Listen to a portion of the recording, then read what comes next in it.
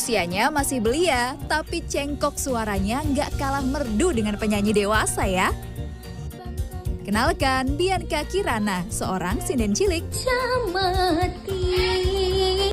Penampilan Bianca mencuri perhatian lewat kemampuannya membawakan lagu-lagu karawitan dengan teknik vokal dan aksinya yang luas nih. Salutnya lagi, sebagai generasi muda, Bianca masih melestarikan kesenian tradisional sebagai warisan budaya. Berkat bakatnya, Bianca juga pernah menyabet beberapa penghargaan loh. Tapi apa bedanya ya sinden Sunda dengan sinden Jawa? Lebih menantang yang mana nih Bianca?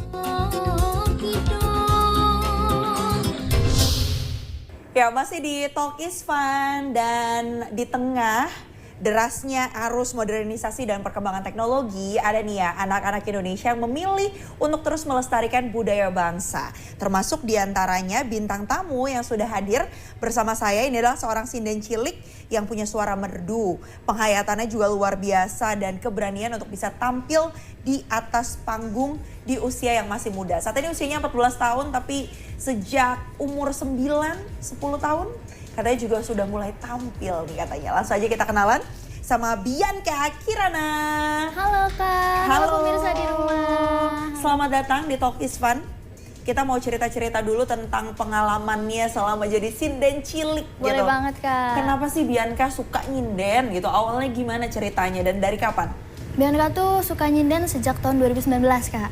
Jadinya tuh awalnya tuh Bianca nggak punya passion buat rencananya pengen terjun ke dunia persindenan itu. Soalnya dulu tuh Bianca, fun fact-nya nih, dulu Bianca tuh penyanyi pop Kak. Dulu tuh dasarnya pop dulu. Terus habis itu ternyata Bianca diikutsertakan dalam lomba Festival Tunas Bahasa Ibu FTBI. Karena kebetulan kita tinggal di Jawa Barat, jadi bahasa ibu kita adalah bahasa Sunda. Jadi lomba itu menggunakan bahasa Sunda sepenuhnya. Waktu itu Bianca memilih cabang lomba yaitu nembang pupuh. Lalu alhamdulillahnya Bianca meraih juara 1 Kak, tingkat Kota Depok. Lalu diberi kesempatan untuk mewakili Kota Depok ke tingkat provinsi begitu. Nah di situ Bianca belum punya guru sinden, jadi masih otodidak semuanya, masih lihat video-video dari YouTube gitu. Jadi belajar sendiri gitu ya. Tapi bakat dari orang tua gitu, misalnya ada yang pernah nyinden gitu, dari keluarga ada nggak sih?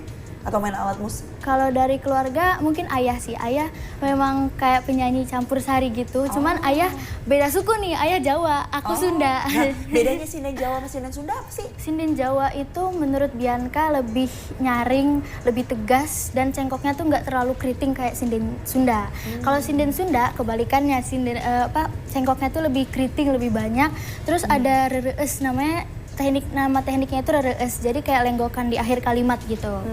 Tapi sebenarnya dua-duanya juga Bianca suka sih, sinden Jawa, sinden Sunda, tapi punya ciri khas yang berbeda. Itu yang ciri khasnya beda-beda gitu. Artinya Bianca ini belajar bahasanya dulu atau belajar nyinden dulu? Bianca pribadi lebih dulu belajar tekniknya, belajar teknik sindennya dulu, belajar nadanya, belajar cengkoknya. Baru kemudian Bianca belajar bahasanya. Bianca biasanya tuh suka minta translate ke ayah sama bunda biar Bianca juga paham arti dan makna dari lagu tersebut itu apa. Oh, jadi biar bisa nyanyinya juga sekaligus menghayati betul gitu banget, ya. Kak. Yang susah apa sih biasanya jadi tantangannya tuh kalau lagi nyinden? Kalau lagi nyinden yang pertama itu pasti tekniknya. Tadi sempat aku mention di awal kan, aku tuh dulu, Bianca tuh dulu penyanyi pop tadinya. Jadi menurut Bianca teknik pop itu benar-benar berbeda 360 derajat sama sinden. Jadi kalau pop itu 180 ya, 180 balik lagi 180 balik lagi. Benar-benar. Jadi kalau misalnya pop itu namanya itu kan ada teknik vibrato, falsetto, whistle dan lain sebagainya. Kalau sinden itu namanya juga udah beda kan, ada rerees, ada pedotan dan lain sebagainya. Dan itu yang mungkin Bianca sulit gitu. Waktu Bianca dengar pertama kali sinden, kok gini ya, ini gimana caranya gitu. Tapi kelamaan Bianca juga mulai terbiasa mendengarkan sinden karena memang suka. Oh, jadi suka gitu ya. Terus tantangannya lagi bagaimana membawa dunia sinden ini agar lebih mudah diterima oleh masyarakat, terutama Gen Z. Nah, ini nih sebagai Gen Z ya, kenapa sih Bianca kok lebih memilih untuk tadi mendalami yang tradisional gitu dibandingkan mungkin kalau sekarang dilihat beberapa dari teman-temannya, atau bisa dikatakan beberapa yang bilang mayoritas nih sukanya pop barat, Korea gitu. Karena budaya itu menurut Bianca tuh salah satu identitas bangsa yang benar-benar harus kita lestarikan dan kita jaga sampai harusnya bisa diwariskan ke generasi-generasi kita selanjutnya.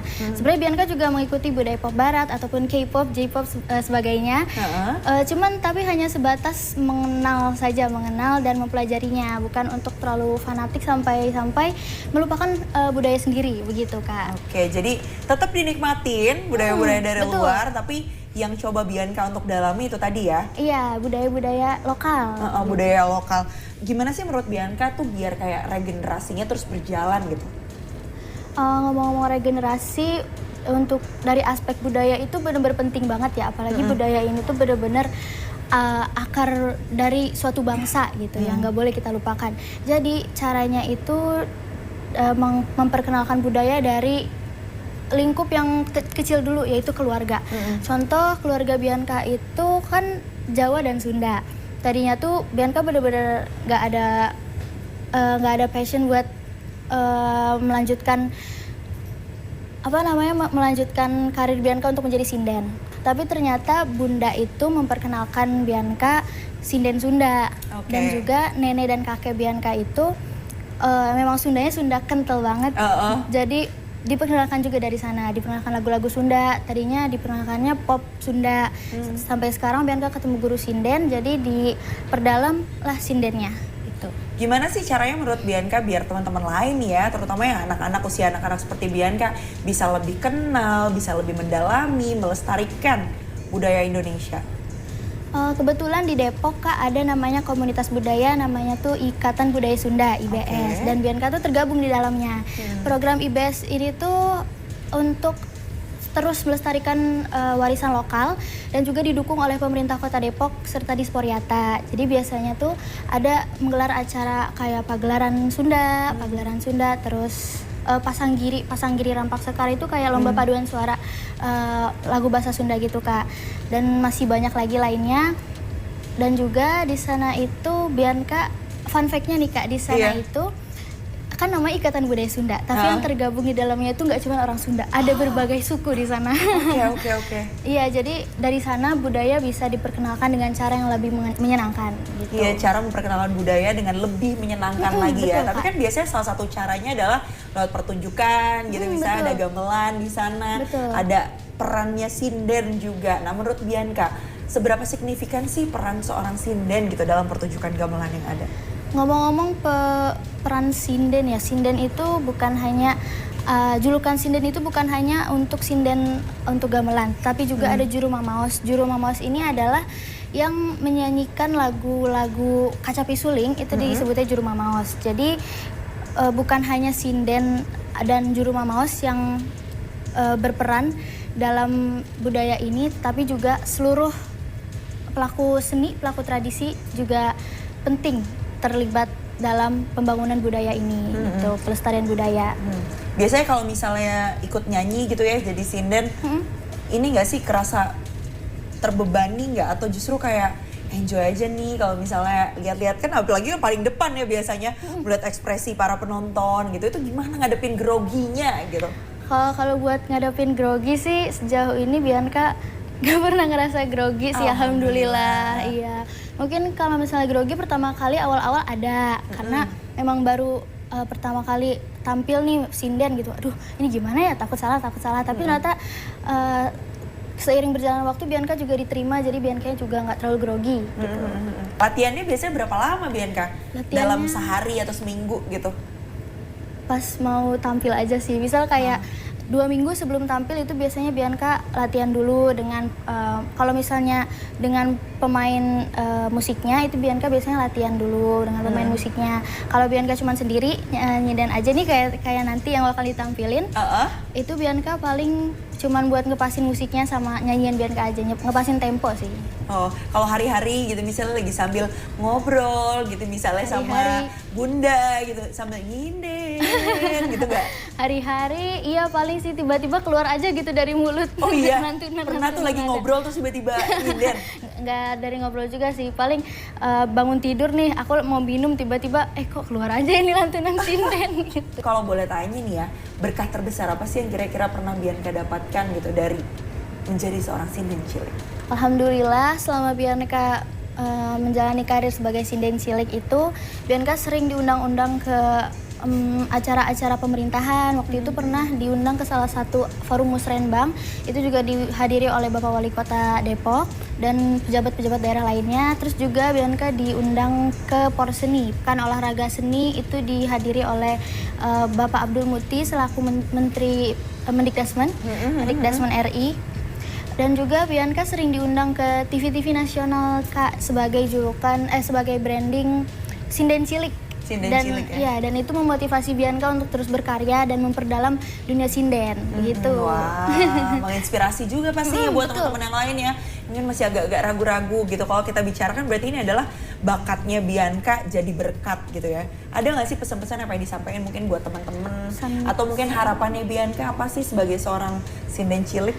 Harapan Bianca semoga teman-teman semua nih Gen Z, seumuran Bianca, sepantaran Bianca, semoga lebih menerima sinden Sunda dan ingin mempelajari. Nah, Bianca juga masih belajar untuk memperdalami sinden Sunda dan semoga Bianca bisa membawa sinden Sunda ke tingkat yang lebih luas yaitu tingkat internasional. Amin. Itu harapan Bianca dan juga jangan lupa untuk selalu melestarikan budaya Indonesia karena itu adalah bagian dari identitas budaya kita. Wah, menginspirasi sekali. Tapi Bianca punya ini nggak sih penyanyi favorit gitu atau mungkin pesinden favorit? Penyanyi favorit dari genre apa dulu nih Kak? Aku setiap genre berbeda. Coba sebutin yang kira-kira pengen banget nih diajak collab gitu. Nggak harus pesinden juga, kan bisa aja kan? Iya. Digabungin gitu misalnya ada suka tadi penyanyi pop atau apa gitu yang pengen banget diajak collab. Kalau pop, Bianca suka Kak Mahalini Raharja. Kalau dangdut, Bianca juga memperdalam lagu dangdut juga. Itu ada Kak Lesti Kejora. Kalau sinden, mungkin itu guru sinden Bianca sendiri. Itu namanya Teh Neneng Fitri. Oh, Teh Neneng Fitri. Kalau misalnya kita bicara misalnya K-pop atau barat gitu, ada nggak sih kayak penyanyi favorit yang pengen banget diajak band collab? ya, berarti band Boleh, favorit boleh. gitu. Ada Enhypen sama Cortis. Oh, jadi ntar kan sambil retret sambil ini juga nih, sambil nyinden kan siapa tahu kan? Iya, siapa tahu. Nanti bisa ya.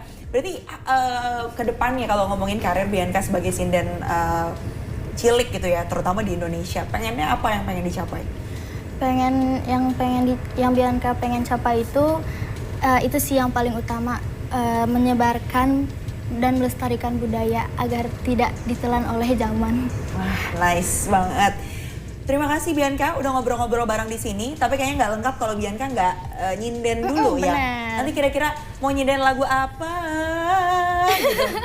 Mau nyinden lagu Jalan Setapak. Waduh, ini beda ya kalau yang nadanya memang masuk sama yang nggak masuk gitu ya. Nanti mungkin kita ikut kursus juga sama Bianca ya biar lebih ada nadanya, nggak buta-buta nada banget ya. Terima kasih banyak Bianca udah ngobrol-ngobrol di Talk is Fun dan kita langsung simak ini dia penampilan dari Bianca.